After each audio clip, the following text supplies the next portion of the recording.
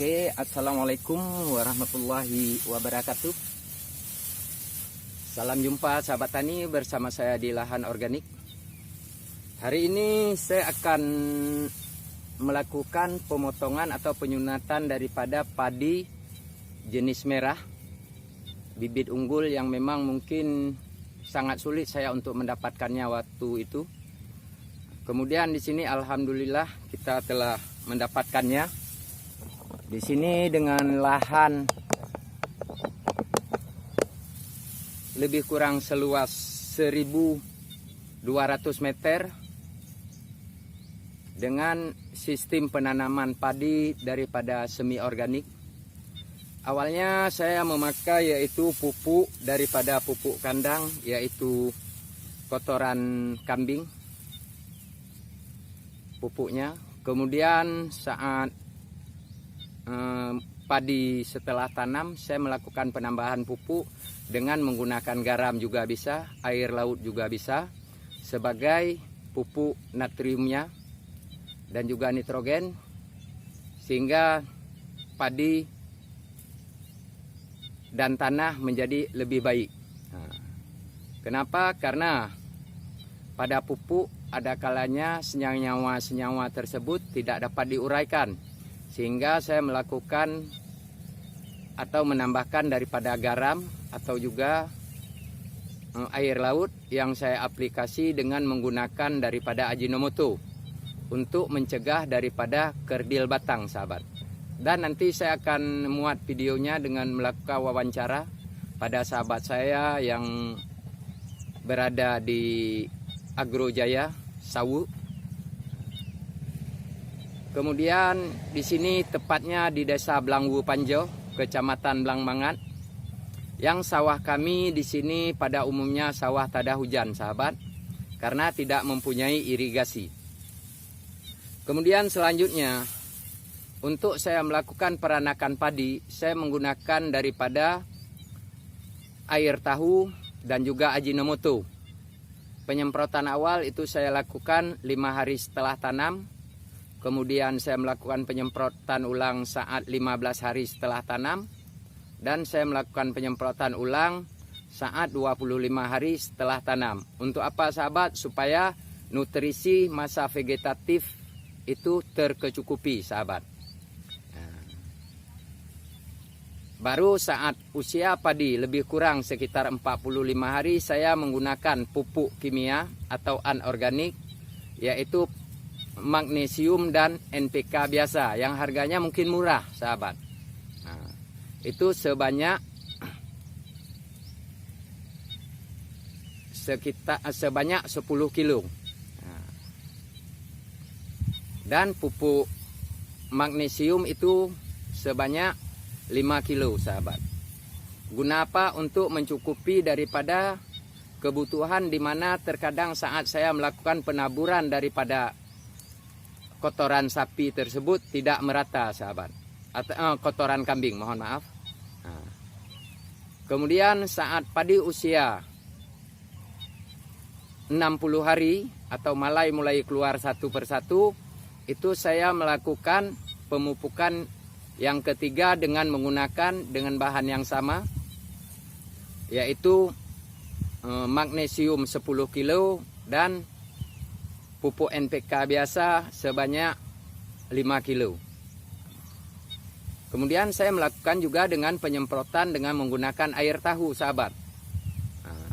Karena kenapa? Air tahu dapat mempercepat atau merangsang daripada pengeluaran malai padi. Dan cepat melakukan pengisian. Saat ini usia padi saya yaitu 95 hari, sahabat, setelah tanam. Dan saya akan melakukan pemotongan. Kemudian kita yang harus kita perhatikan secara seksama agar beras kita nantinya baik, beras kita itu lebih berkilat, maka kita melakukan pemotongan dengan memperhatikan secara seksama, yaitu malai padi, sahabat. Jadi malai padi di sini tidak terlalu kuning, sehingga di sini kita harus mejetnya apakah dia telah keras. Apabila dia memang telah keras, maka kita bisa melakukan pemotongan, sehingga beras yang kita hasilkan nantinya lebih baik.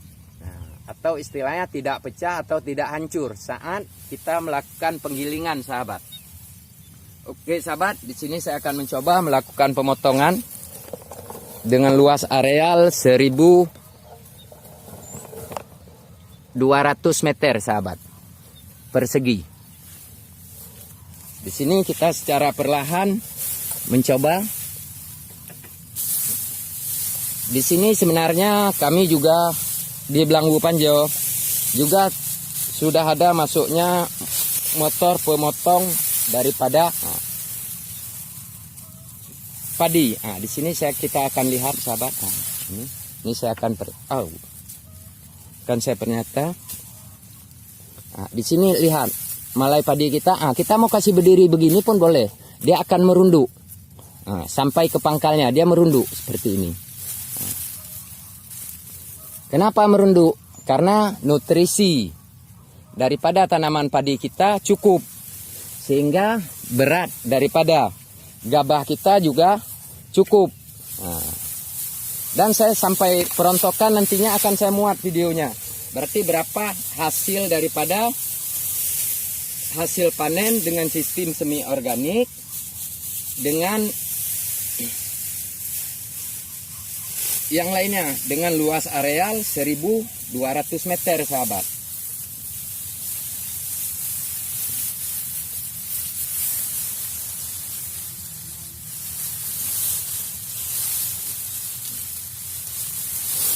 Oke, sahabat. Seperti ini nampak. Malai padinya juga nampak.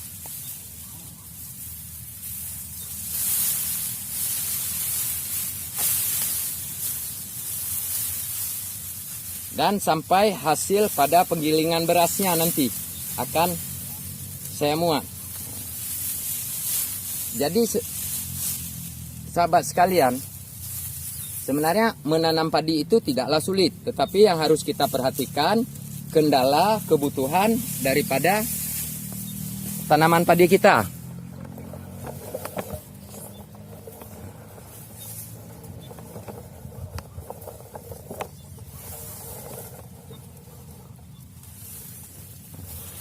Terutama nutrisi yang memang dibutuhkan oleh tanaman padi kita. Seperti kalsium, fosfor, kalium. Jadi kita harus sesuaikan, bukan hanya setelah tanam memberi pupuk, tetapi kita harus memperhatikan. Kemudian alhamdulillah kemarin saya mencoba membuat satu riset atau percobaan pada tahun lalu dan tahun ini saya memulai, yaitu penggunaan bawang merah dan bawang putih memang benar-benar dapat mengatasi daripada ulat gerayak atau penggerek batang yang terdapat di tengahnya, sahabat. Sehingga alhamdulillah padi saya tidak putih, sedangkan padi tetangga itu putih-putih, sahabat. Kemudian hama wereng ataupun walang sangit juga tidak ada. Karena kenapa? Karena bawang putih mengandung yang namanya metol atau panas. Sehingga binatang tersebut tidak akan datang pada tanaman padi kita. Oke sahabat, semoga ini bisa bermanfaat. Salam sukses, salam beraktivitas selalu. Assalamualaikum warahmatullahi wabarakatuh.